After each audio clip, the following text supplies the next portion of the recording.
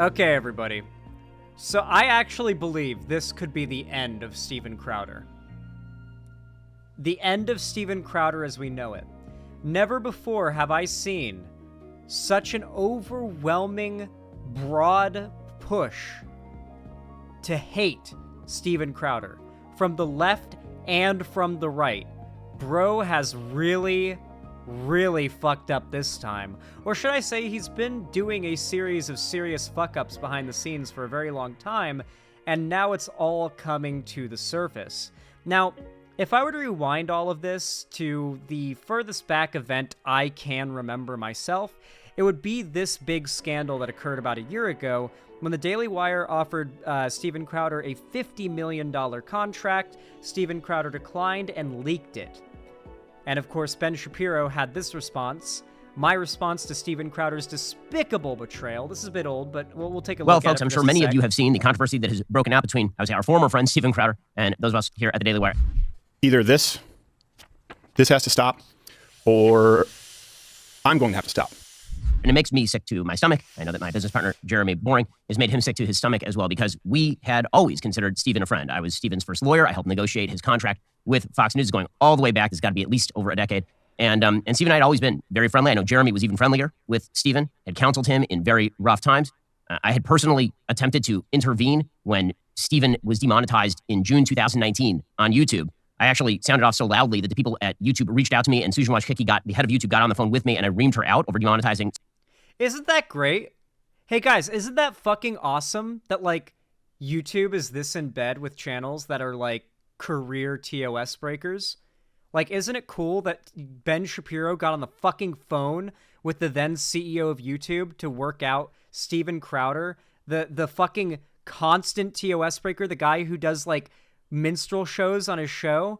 It really isn't, it shouldn't surprise you that the CEO of YouTube signed a congratulations letter with the printed silver play button. Oh good, YouTube's just not going to load. They're protecting themselves by refusing to load the page, so I can't show. This is a channel that the CEO of YouTube had to sign a signed letter to.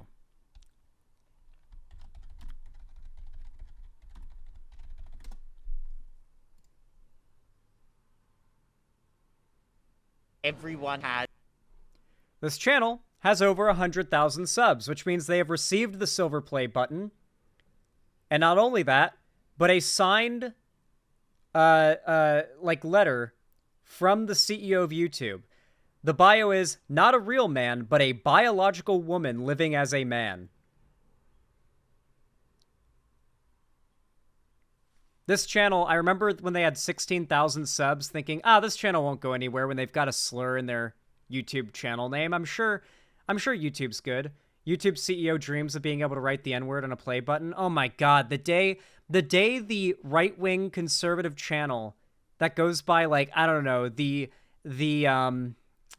fucking, I don't know, what's like a good version, like the disruptive, no. The problem is there are no, yeah, when Hitler Cunny Rapist 1488 makes his YouTube channel and hits 1,000 or 100,000 subs, the YouTube CEO will not only have that play button printed, but will then proceed to have that like signed by that said CEO. Dude, it is actually fucking insane, dude. The fact that YouTube does this, like, how crazy is it that Google and YouTube do their whole like, we care so much. We care so much about our LGBT creators. By the way, we will get on the phone with Ben Shapiro to work out remonetizing a channel who's famous for this and never got punished for it, by the way.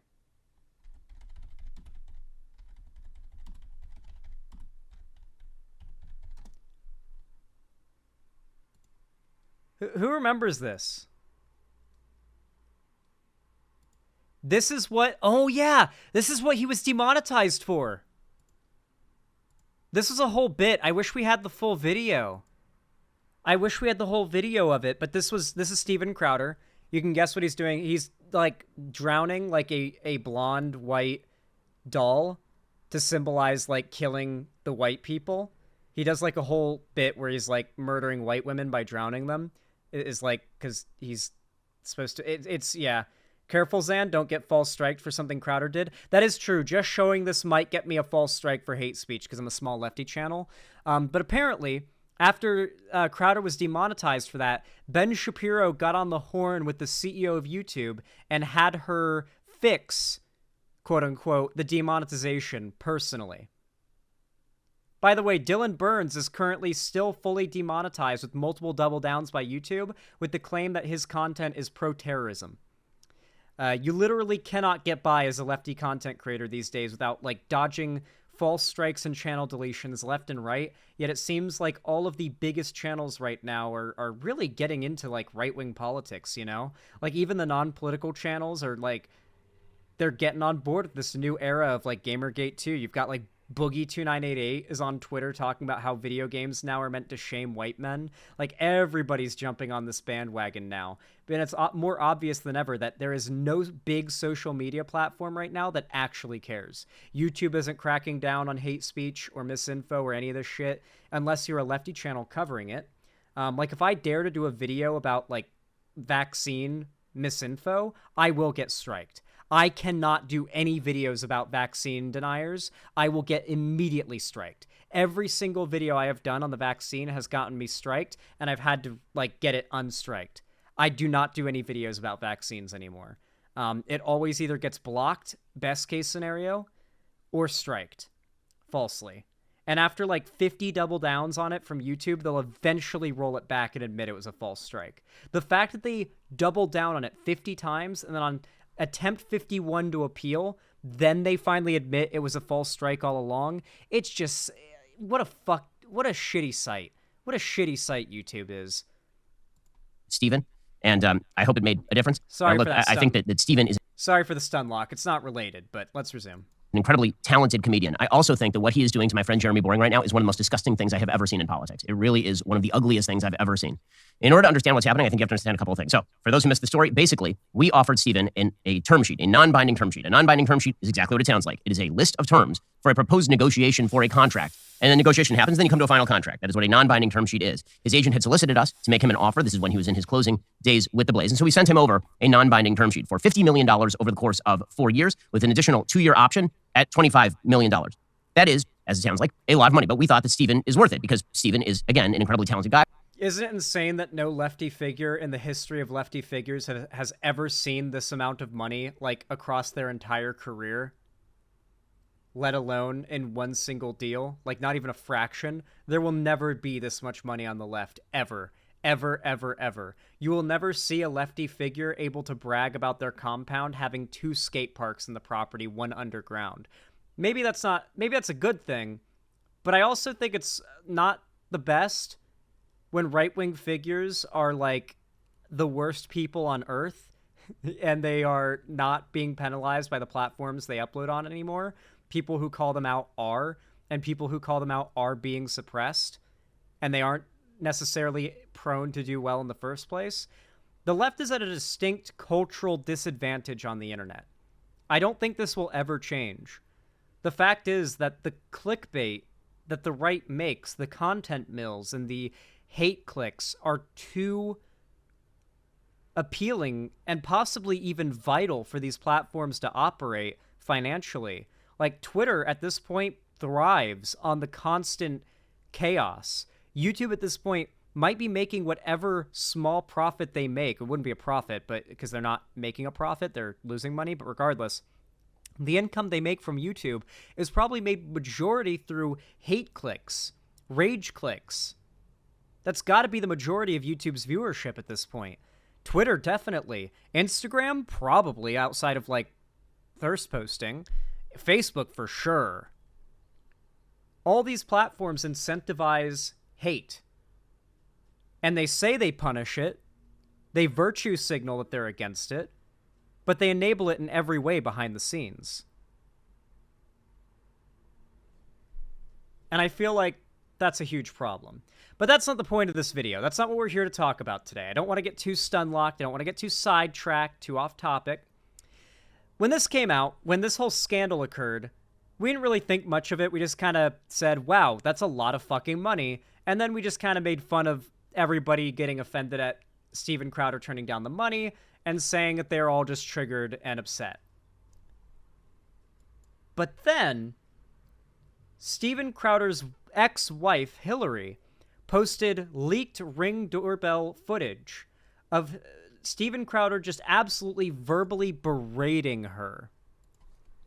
Leaked Steven Crowder wife abuse footage. There's no hitting or anything. It's just him screaming at her. Does this article contain the video? I'm going to assume it's not going to, because any article that exists these days that references a video on the internet will never ever cite the actual video or link it at all. You are not able to find it. You must read their article describing it, and you will never be able to see the original. Don't know why that's the age we're in, but that's the age of journalism we're in. We're just allowed to not link the original video that we're writing an article about now. I'm going to sort by videos. Maybe that'll bring it up. Oh, here we go. Looks like Daily Mail actually has it. They actually included it, embedded it, would seem. Can I not full screen it? I better be able to full screen this shit, right?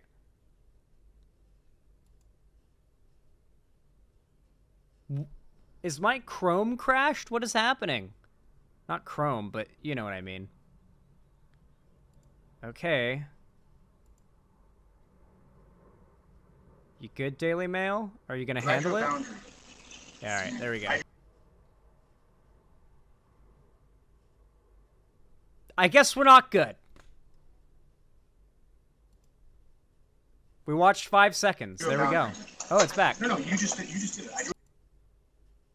Yeah, we're not good then. I guess anytime I click out in order to, like, full screen it. Wow, this is garbage AI. Like, actually insane. No, we're not watching the video. Insane. Insane. Not Chrome's fault. Actually just Daily Mail's fault. Daily whatever the fuck's fault. They literally make it so the video auto-pauses if you click out of the video. If you click anywhere at all on your entire PC, it pauses the video in a way where it, like, covers everything up and makes it, like, hard to resume it. Nightmare, nightmare, nightmare. Anyway, the video comes out where he's verbally abusing his wife, right? And we all pretty much unanimously went against that. A fair few right-wing, sort of like Dick Riders, Glazers of Steven Crowder defended it, but it did not look good for him. And he's kind of fallen back in relevance since then. It really hit him hard. I don't think he could have recovered from it, but it was going to take a while. That is until this new scandal has come to light. And to be honest with you guys, I actually think Ben Shapiro and the Daily Wire folks had a point. Steven Crowder actually does seem to have a pattern of abusing and mistreating his friends and like allies. Like, he is just interpersonally kind of an asshole, and they had a point there. They were pointing out a very valid tendency of his. Ex-Steven Crowder staffer claims he's being legally abused after quitting toxic and abusive show. A former employee of right-wing pundit Steven Crowder accused him of fostering a toxic and abusive work environment, and then subjecting him to years of legal abuse after he left the company. In a video made public on Tuesday, Jared Metello, known publicly as Jared Monroe and on the show Louder with Crowder as Not Gay Jared, claimed he has been tormented by the controversial internet personality for years. He does not name Crowder in the video, but a source told Mediate he is the subject. "Enough is enough. This can't go on any longer," Monroe said. "I am currently being legally abused and intimidated into silence by a former employer." Monroe worked on Louder with Crowder from 2014 to 2018, serving as co-host on the show. The program reached a massive audience on YouTube, eventually boasting 5.8 million subscribers, before it decamped to become a much smaller alternative video platform called Rumble. In addition to the smaller platform, internal turmoil and scandals invoking its eponymous host have put a dent in its audience. Monroe decided to quit the show in August 2018, saying, quote, "I could no longer put myself or my growing family through the toxic and abusive work environment I have endured for years. Quote, this place was and is to this day a workplace rife with sexual misconduct, degeneracy, and aggression," he said. "The things I saw, the things done to me, and the things I witnessed my employer do to others were disgusting, shocking, and utterly indefensible. I have the receipts." And here's Jared Monroe's Enough is Twitter video basically giving his statement. We're probably not gonna be able to watch all of it. It's 15 minutes, but let's take a look. enough. This can't go on any longer, and as the famous saying goes, sunlight This is really fucking quiet. Let's see if we can get this louder at all. This can't go on any longer, and as the famous saying goes, sunlight is the best disinfectant. Oh, So- MLK. Here we go. I'm currently being legally abused and intimidated into silence by a former employer. This has been going on for a while now, and it simply cannot live in darkness for another day. Okay, I will say it's very cringe that this dude right off the bat, compared himself to MLK. Because that quote literally comes from the letter that he wrote in jail. That quote about, having to expose the disease to the sunlight to disinfect it or whatever. That quote comes from when MLK was literally legally persecuted and in jail. But I am asking for your help to fight back. First, some context. In late October of 2023, to my surprise, I was served these papers. A cease and desist from my former employer. It threatened severe legal action in the form of a lawsuit and demanded I cease communications with my friends. The scare tactics of cease and desist are generally to intimidate, isolate, and eventually devastate. Like most cease and desist, it also demanded that I swiftly provide them written certificate of my compliance. No talking. I did not. In the same delivery, I was also served these papers. A Rule 202 petition from my former employer. You can look that up on the internet. I know I had to. These documents were filed with the county court of my former place of employment, demanding that I be subject to an oral deposition under oath for an unlimited amount of time, where they were free to interrogate me on pretty much any private matter that they chose. Also, in this petition for discovery, they demanded that I turn over documents of all communications with more than a dozen of my friends, an unlimited amount of unnamed persons, in any form, and over an unlimited period of time. There's no way you actually have to comply to, legal requests like this, right? Anyone can sue you for anything, but they can't literally compel you legally to provide private evidence for their case to prove yourself innocent of the thing they are accusing you of. That's literally not how it works, right? Right? Please tell me that's not how it works. I did not. Now, I did not for a few reasons. Number one, I have seen how this employer handles legal issues, and I knew that once I opened the door to legal abuse, it would never, ever be shut. This is how they operate. In fact, I'm not the only one who's a current victim. My former employer is exploiting the legal system to abuse others right now, all in the darkness, fully knowing that the fear and risks it takes to speak up. He's almost certainly referring to Hillary, his ex-wife. There's been a lot of discourse about this, even on the right. A lot of conservatives even find this behavior reprehensible and are dropping Steven Crowder. The fact he's doing this to this guy, probably his wife, and numerous other people. It is monstrous behavior. He is a genuine, sociopathic, awful piece of shit. I don't know. I can't think of any words to describe this guy that won't get me banned from YouTube. This kind of harassment at the hands of the powerful isn't You're not just allowed designed to to make death financially threats on ruin YouTube. somebody. It's designed They to ban cripple you their for soul. that. Now, I wasn't about to put Not death threats, but describe how you'd like someone to die. You're not allowed to do that on YouTube. They don't like it. my family on embarking upon a journey down that road. Number 2, I was not about to allow the privacy of my personal life, the trust I have with my friends, and the real relationships I have with them to be violated in such an vindictive and abusive manner. It simply was not going to happen. I received the latest article of legal harassment on Friday, March 26th. God, they were just hitting him with nonstop, like, legal documentation, serving him shit. 2nd, 2024. Just trying to After overwhelm months him. now Scare of 'em. litigation and exhausting even the court with relentless amendments to their Rule 202 petition. On the bright side, what this guy could potentially do if he gets a good lawyer, and obviously I'm not a lawyer, this is not legal advice, but my understanding is that if you get a good enough lawyer, you can push to have the person who is repeatedly suing you, especially after the case is dropped a couple times, you can move to have them like labeled a vexatious litigant, I believe is the term, which would basically mean that if they try to sue you again, they will just pretty much right away toss it out because they know that this is a person who is just repeatedly harassing you with slap suits, right?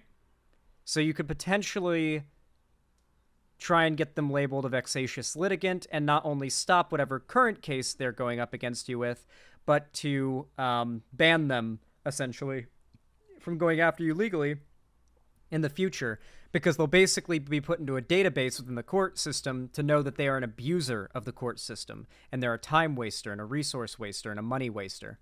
My ex-employer was finally awarded their request for my oral deposition and any document or communication with my friends that they believe may provide any avenue to sue me or others.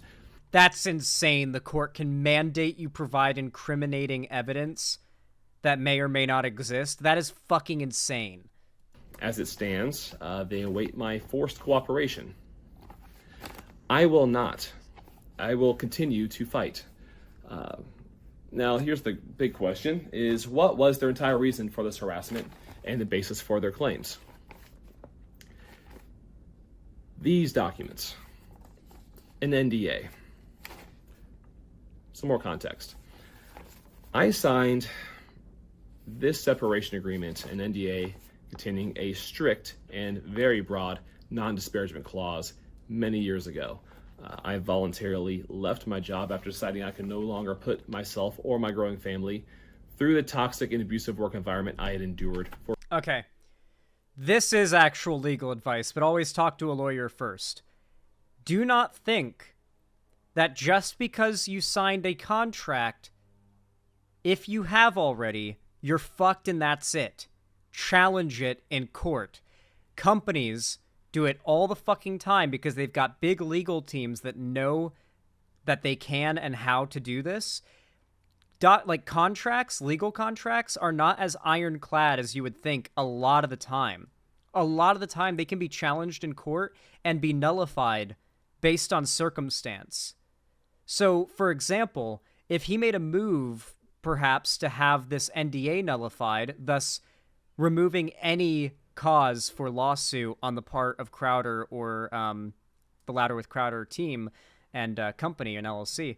Like if he was able to provide evidence of the things that he is claiming, and not only that, but like challenge the NDA on that basis that it's trying to cover up like criminal activity from being talked about, that NDA will get stricken down, I feel like, quite easily. And not only that, but I feel like he's got an obvious case to show that Crowder is a vexatious litigant. He is currently baselessly suing numerous people, and I'm pretty sure one of those people is his ex-wife, who he's gone on rants about being upset she's able to divorce him without his permission. That is his quote. For years.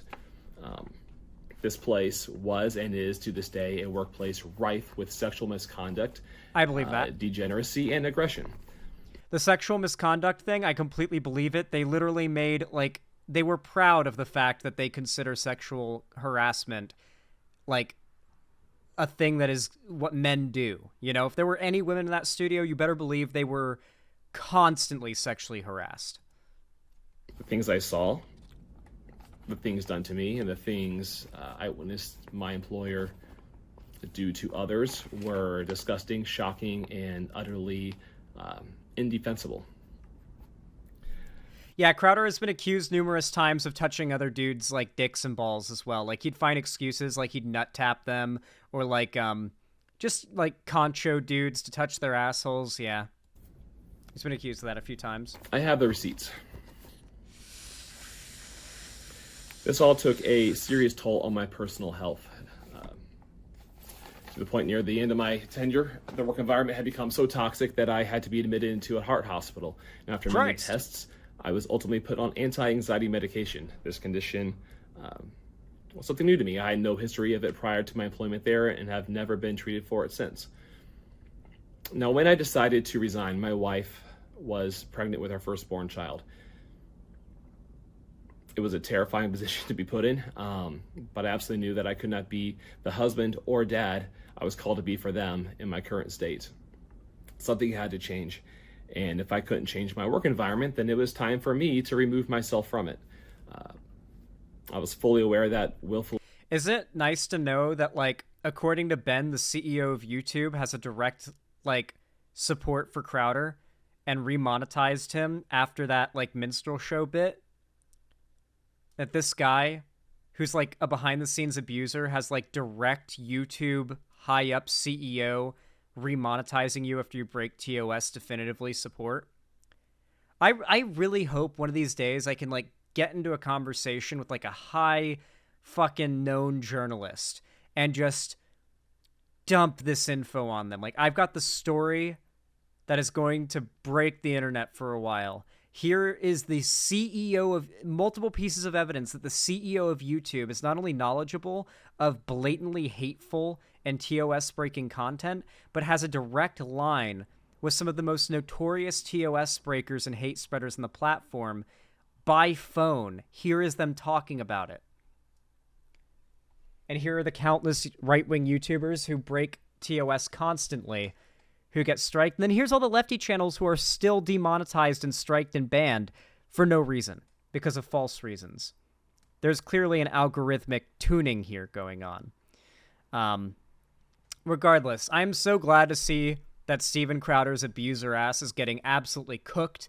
This is a rare case where the right and the left pretty much unanimously agree. There aren't really even right-wingers defending Steven Crowder on this. Like, not even right-wingers. They are pretty unanimously against the fucking guy.